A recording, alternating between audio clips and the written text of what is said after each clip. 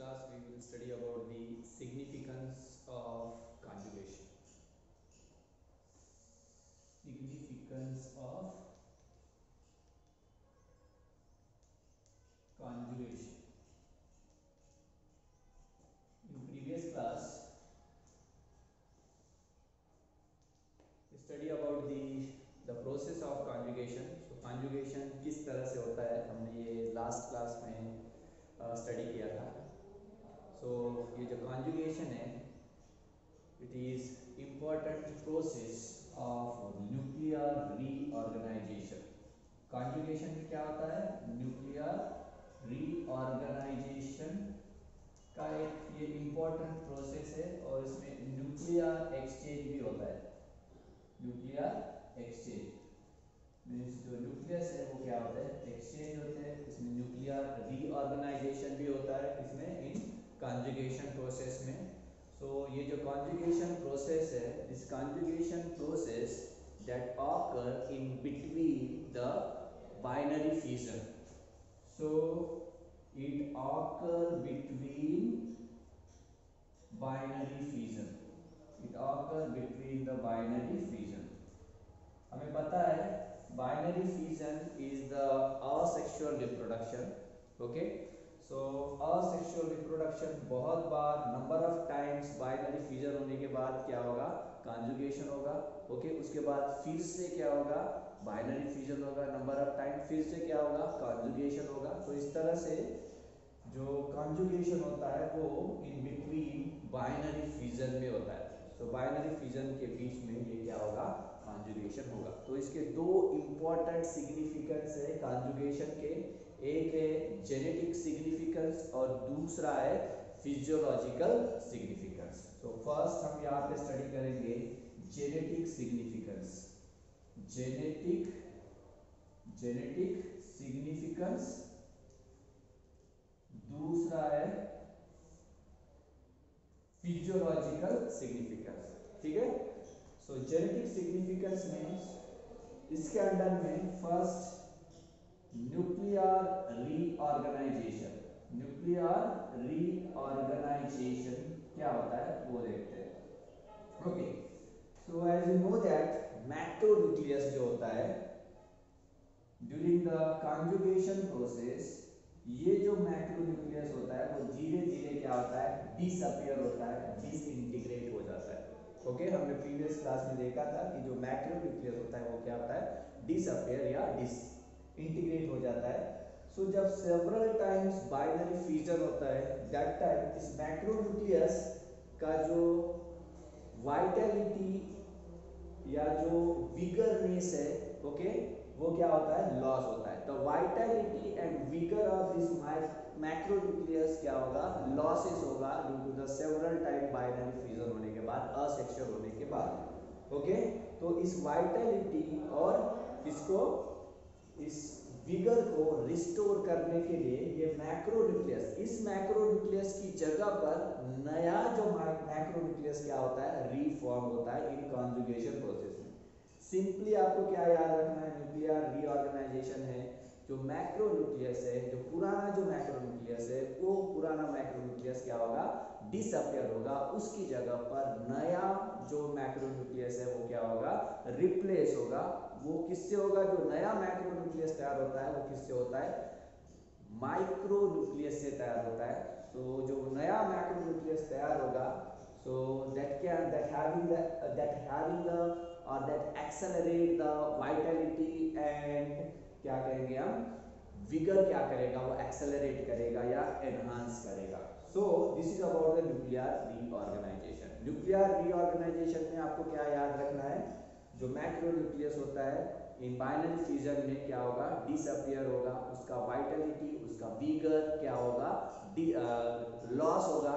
तो इन conjugation process में नया मैक्रोन्यूक्लियस माइक्रोन्यूक्लियस से क्या होगा, फॉर्म होगा, और वो जो मैक्रोन्यूक्लियस है जो नया फॉर्म हुआ है उसका जो वाइटलिटी या उसका जो विगर है, ओके, वो क्या होगा, एनहांस होगा, एक्सेलरेट होगा, मींस उसका मेटाबॉलिक जो फंक्शन होगा, जो पोटेंशियल होगा, वो क्या होगा, इंक्रीज होगा, इसमें, इस मैक्रोन्यूक्लियस में। सो दिस इज द क्या कहेंगे हम, nuclear reorganisation. This is the first genetic significance.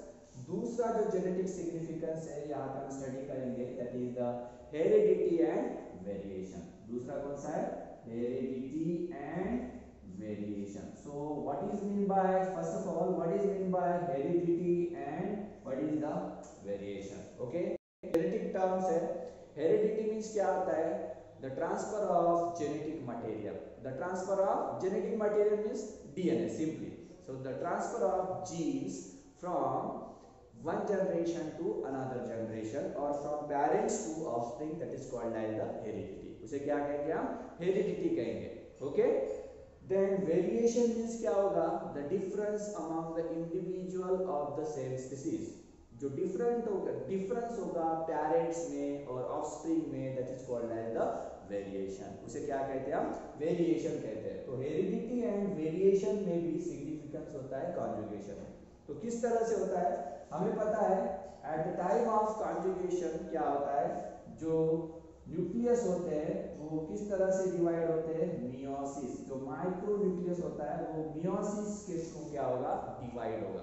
Meiosis हो रहा है मींस वहां पर क्या होता है, क्रॉसिंग ओवर होता है, और क्रॉसिंग ओवर में क्या होते हैं, जीन क्या होते हैं, एक्सचेंज होते हैं, नया कॉम्बिनेशन ऑफ जीन्स क्या होता है, तैयार होता है। हमने देखा था इन कॉन्जुगेशन प्रोसेस में जो female and mail pro nucleus है उनका क्या होता है, फ्यूजन होता है, उनका क्या होता है, फ्यूजन होता है। ये फीमेल और मेल प्रोन्यूक्लियस कैसे होते हैं, हैप्लॉइड होते हैं। जब इनका फ्यूजन होगा तो डिप्लॉइड क्या बनेगा, जाइगोट क्या होता है, तैयार होता है। तो ये जो फ्यूजन होता है, ओके, ये फ्यूजन होने के बाद नया कॉम्बिनेशन ऑफ जीन्स क्या होते हैं, तैयार होते हैं यहाँ पर, ओके। अगर नए जीन्स क्या होंगे, फॉर्म होंगे इस कॉन्जुगेशन प्रोसेस में, तो क्या होगा, फिर जो पैरामीशियम तैयार होगा, नया पैरामीशियम, उसमें that having the better adaptability to in new condition of life. जो नया कंडीशन ऑफ लाइफ होगा उसमें वो बेटर क्या करेगा,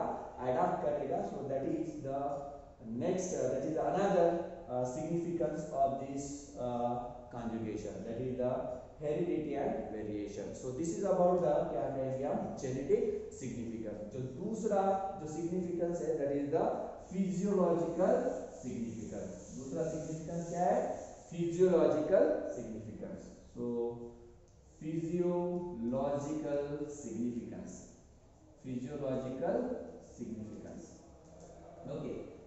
So this conjugation that involves in rejuvenation, rejuvenation में इसका क्या होता है, conjugation का रोल होता है।